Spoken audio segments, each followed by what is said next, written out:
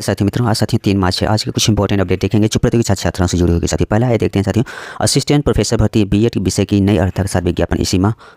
उत्तर प्रदेश लोक सेवा आयोग, क्या साथियों, उत्तर प्रदेश शिक्षा सेवा चयन आयोग विज्ञापन संख्या 51 की रद्द की गई 910 पदों के असिस्टेंट प्रोफेसर भर्ती की पुनः परीक्षा आयोजित किए जाने की तैयारी के बीच बीएड विषय के 1107 साथियों पदों पर भर्ती की तैयारी तेज कर दी गई है। बीएड विषय के असिस्टेंट प्रोफेसर भर्ती के लिए आवेदन के साथियों आवेदन वर्ष 2022 में इसी विज्ञापन के तहत अन्य विषयों के साथ लिए गए थे, लेकिन इसकी अर्हता विवाद के चलते हाई कोर्ट ने बीएड विषय की भर्ती परीक्षा पर रोक लगा दी थी। इसके कारण साथियों आयोग ने इसकी परीक्षा नहीं कराई। अब अर्हता स्पष्ट हो जाने पर शासन से अनुमोदन मिल जाने के बाद साथियों नई अर्हता अनुरूप इसी माह विज्ञापन जारी किए जाने की भी तैयारी की गई है। शिक्षा सेवा चयन आयोग ने बीएड विषय की परीक्षा स्थगित पर 33 विषयों में असिस्टेंट प्रोफेसर के 910 पदों पर इसका जो है परिणाम घोषित कर साक्षात्कार कराए जाने की तैयारी थी, लेकिन परीक्षा में गड़बड़ी किए जाने की पुष्टि हो जाने पर मुख्यमंत्री के निर्देश पर इसे रद्द कर दिया गया। नए अध्यक्ष जो आए हैं प्रशांत कुमार, इनके आयोजन की नई तिथि 19 अप्रैल निर्धारित की गई है। इसके अलावा प्यारे साथियों बीएड विषय की अर्हता राष्ट्रीय अध्यापक शिक्षा परिषद यानी एनसीटीई की गाइडलाइन के अनुरूप निर्धारित किए जाने के बाद अनुमोदित हो जाने पर अब परीक्षा आयोजन में कोई बाधा नहीं आएगी। यह साथियों ये परीक्षा आयोजित कर भर्ती प्रक्रिया पूर्ण करते हुए शिक्षा सेवा चयन आयोग नई भर्ती की दिशा में आगे बढ़ेगा। इसके लिए जहां आयोग के ऑनलाइन अभियाचन पोर्टल का कार्य अंतिम चरण में है, वही शिक्षा निदेशालय ने भी रिक्त पदों का ब्यौरा भी जुटा लिया है, जिससे पोर्टल क्रियाशील होने पर ऑनलाइन भेजा जाएगा। पहले साथियों एलटी की प्रवक्ता के 297 पदों पर जो पदोन्नति पर असमंजस बनी हुई है।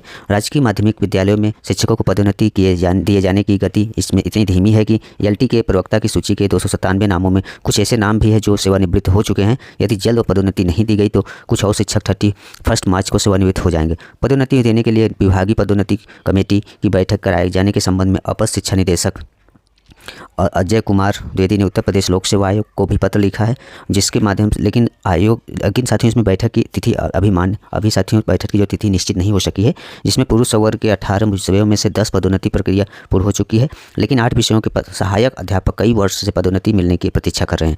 प्रवक्ता पद पर पदोन्नति देने के लिए लोक सेवा आयोग को भेजे गए सहायक अध्यापकों की सूची में शामिल सेवानिवृत्त हो चुके शिक्षकों को काल्पनिक पदोन्नति दी जाएगी, जिससे उन्हें पेंशन में लाभ मिल सकेगा। अभी इस पर असमंजस है कि भेजे गए 297 पदों पर पदोन्नति प्रक्रिया पूरी की जानी है या 2018 तक रिक्त हुए पदों को जोड़कर पदोन्नति प्रक्रिया पूरी की जाएगी। अपर शिक्षा निदेशालय पदोन्नति मामले में आयोग जाकर सचिव से भी मिल चुके हैं। अपर निदेशक के अनुसार आयोग ने 2018 तक के पात्र शिक्षकों को भी शामिल पदोन्नति प्रक्रिया पूर्ण करने का भी सुझाव दिया है। इस पर जल्द ही निर्णय कर पदोन्नति प्रक्रिया पूरी की जाएगी। यहाँ प्यारे साथियों असिस्टेंट प्रोफेसर भर्ती और एलटी ग्रेड 297 पदों पर पदोन्नति देखेंगे। प्यारे साथियों नेक्स्ट अपडेट है, आरक्षित पद तय होने के बाद ही होगी भर्तियाँ। उत्तर प्रदेश में भर्तियों में आरक्षित को कम कोटा मिलने के विवाद को पूरी तरह से खत्म करने की तैयारी है। शासन स्तर पर साथियों कार्य किया जाएगा। आरक्षित पदों की संख्या तय होने के बाद ही भर्तियां की जाएगी। विभागों की रिक्तियों का प्रस्ताव भेजने से पहले अनुसूचित जनजात, अनुसूचित जात यानी SC ST और OBC वर्ग EWS के पदों को स्पष्ट करना होगा।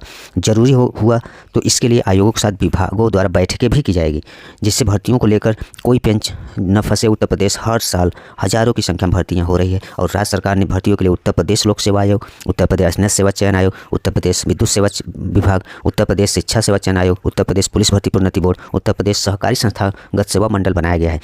सबसे अधिक भर्तियां लोक सेवा आयोग और नैश सेवा चयन आयोग करता है। यूपी में पिछले कुछ भर्ती विज्ञापनों को लेकर आपत्तियां भी जताई गई, जिसमें कहा गया कि कुछ रिक्तियों में OBC के लिए कम पद तय किए जा रहे हैं और इसके चलते सियासी दलों को विरोध का भी मौका मिला।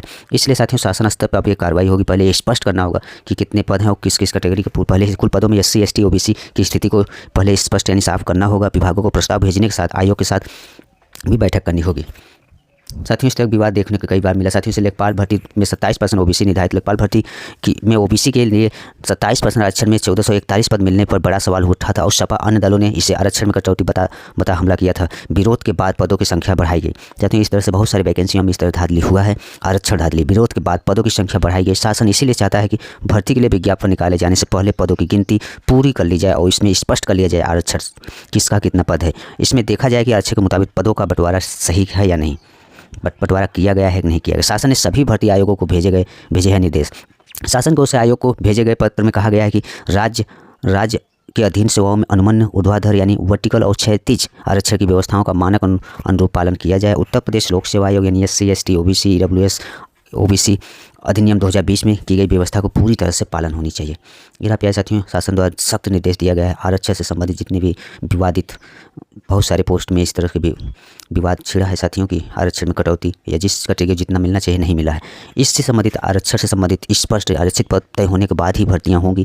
क्लियर होगा, एकदम साफ हो जाएगा। SC, ST, OBC, EWS कितने पद हैं सभी स्पष्ट होने के बाद ही भर्तियाँ होंगी। ये साथियों अच्छा निर्णय है। नेक्स्ट अपडेट देखेंगे।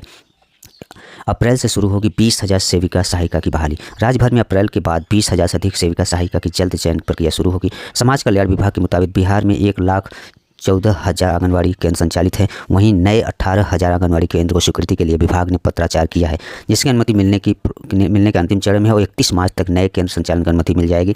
इसमें पहले चरण में 9,000 केंद्रों पर बहाली की प्रक्रिया आरंभ की जाएगी। विभाग के मुताबिक पुराने साथ ही 2,200 से अधिक आंगनबाड़ी केंद्रों पर सेविका सहायिका की नियुक्ति प्रक्रिया शुरू की जाएगी। इसके लिए अलग से जिलों में 1 अप्रैल से चयन की प्रक्रिया शुरू हो जाएगी। विभाग के मुताबिक पहले से चलने वाले केंद्रों में पाया गया है कई केंद्रों पर सेविका सहायिका के रिक्त पद हैं। 10 मार्च से नए स्थलों की जो होगी पहचान। विभागों ने 10 मार्च से नए स्थलों की पहचान शुरू करने के लिए सभी CDPO को दिशा निर्देश दिया है। निर्देश में कहा गया है कि ऐसे सभी स्थलों को पहचान करें जहां अलग अलग में आंगनबाड़ी केंद्र है। वहीं उन स्थलों को भी देखिए जहां आसपास में केंद्र नहीं होने के कारण बच्चों को पोषाहार और प्राथमिक शिक्षा के लिए दूर जाना पड़ता है। जिलों से रिपोर्ट के आधार पर नए केंद्रों की भी स्थापना की जाएगी। ये रहा प्यारे साथियों सेविका और सहायिका की बहाली से संबंधित अपडेट। नेक्स्ट अपडेट है भर्ती प्रस्ताव भेजने से पहले आरक्षित पद बताना विभागों के लिए जरूरी है। ये साथियों हम देख चुके हैं, जिसमें साथियों आरक्षण पहले स्पष्ट करना होगा जिससे आरक्षण से संबंधित विवाद दोबारा न उठे। ये रहा प्यारे साथियों आज की कुछ इंपॉर्टेंट अपडेट। धन्यवाद।